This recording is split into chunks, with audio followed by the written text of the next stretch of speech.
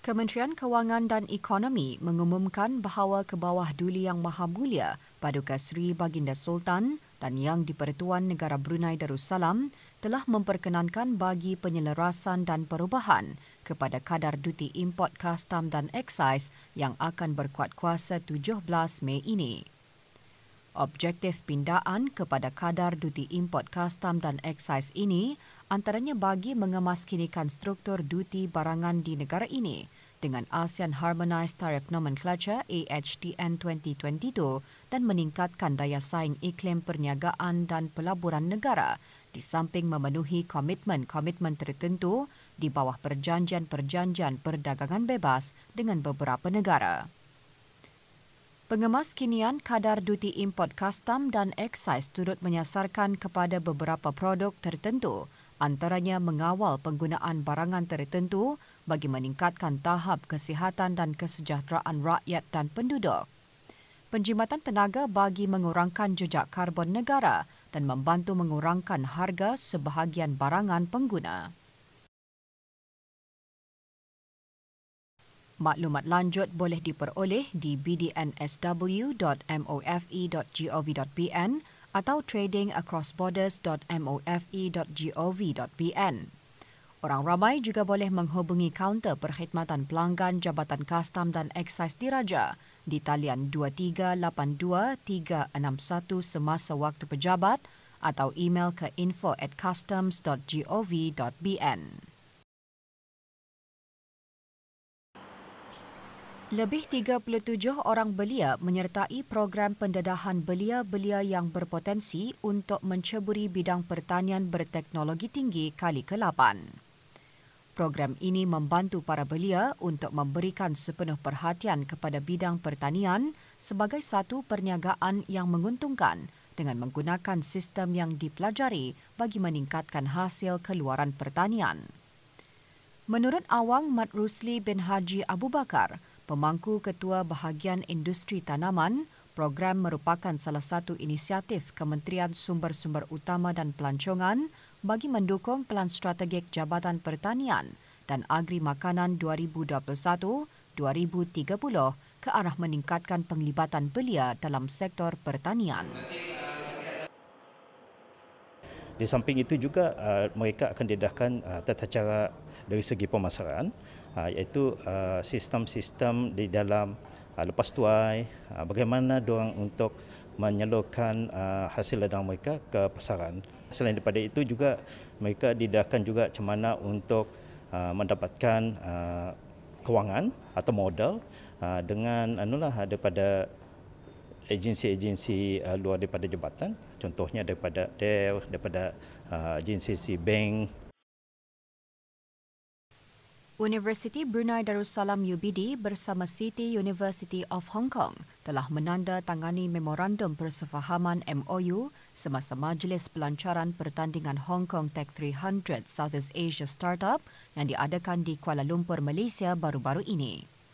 MOU melibatkan kerjasama antara kedua-dua buah universiti termasuk Universiti Malaya dan Chulalongkorn University dalam bidang peralihan teknologi dan komersial, pemadanan perniagaan, pelaburan, sokongan setempat dan latihan serta kemudahan.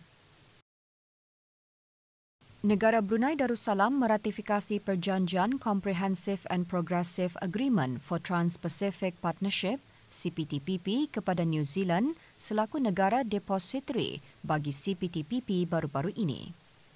Mengikut perjanjian berkenaan, CPTPP akan berkuat kuasa bagi negara Brunei Darussalam 60 hari selepas tarikh pemberitahuan. Perjanjian CPTPP telah ditandatangani oleh 11 buah negara terdiri daripada Australia, negara Brunei Darussalam, Kanada, Chile, Jepun, Malaysia, Mexico, New Zealand, Peru, Singapura dan Vietnam pada 8 Mac 2018 di Santiago, Chile. Ia merupakan perjanjian perdagangan bebas bermutu tinggi dengan akses pasaran kepada 600 juta penduduk dan jumlah keseluruhan keluaran dalam negara kasar KDNK yang mencapai lebih kurang 13.5 trilion dolar Amerika. Dengan penghapusan cukai yang tinggi serta peraturan perdagangan yang moden, Perjanjian tersebut memastikan perdagangan di antara ahli-ahlinya sentiasa terbuka, dipermudahkan dan saling menguntungkan. Perjanjian membukakan peluang perdagangan ke pasaran-pasaran baharu seperti Kanada dan negara-negara Latin Amerika, termasuk Chile, Peru dan Meksiko.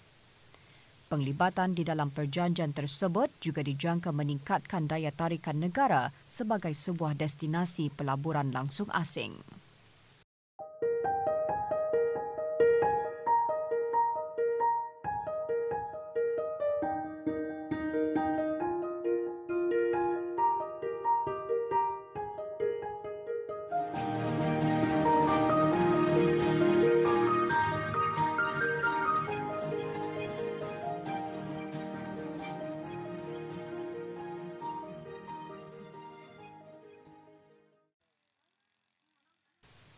Salah satu kegiatan yang dilaksanakan oleh Majlis Perundingan Kampung MPK Sengkurong A ialah mengusahakan ladang usaha sama agri kampung Sengkurong A.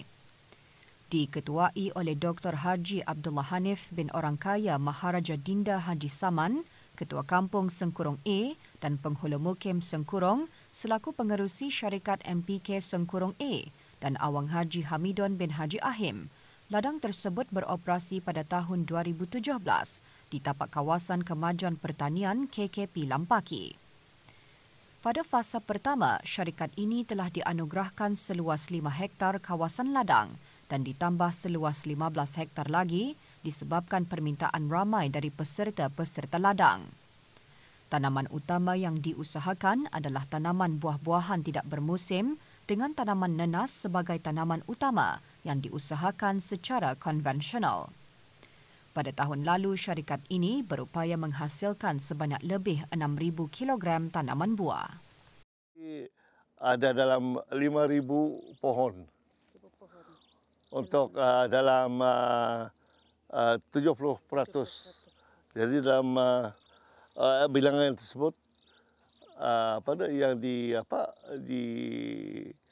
diarahkan oleh Jabatan Pertanian disyaratkan untuk menanam. Kami mengambil atau membeli sulur ataupun bibit nanas ini dari luar negeri, itu di Sarawak.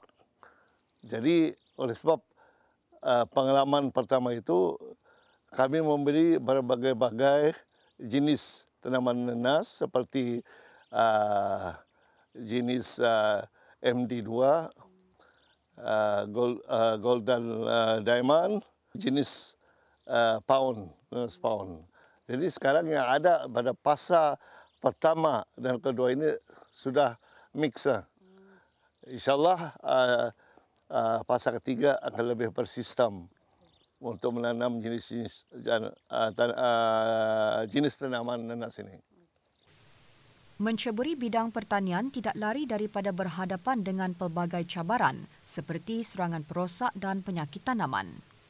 Oleh itu, para peladang perlu bersiap sedia secara mental dan fizikal serta tidak berputus asa ketika menguruskan tanaman yang diusahakan. Jadi, dalam masa ini, kepada belia-belia yang masih menganggur, cubalah berusaha dalam sektor pertanian. Janganlah secara besar pada permulaannya, lihat macam mana setelah kita ni berasa kita boleh membuat maju lagi, teruskan. Kerana inilah sumber rezeki yang tidak putus-putus dalam kehidupan kita ni. Walaupun dah berjual, tapi misalnya kita lihat tanaman kita buah dapat lagi ke pasar, terus ada supply. Itulah. Jadi cobalah sektor ataupun terokailah sektor pertanian ini. Memang berat, tetapi penghasilannya agak lumayan.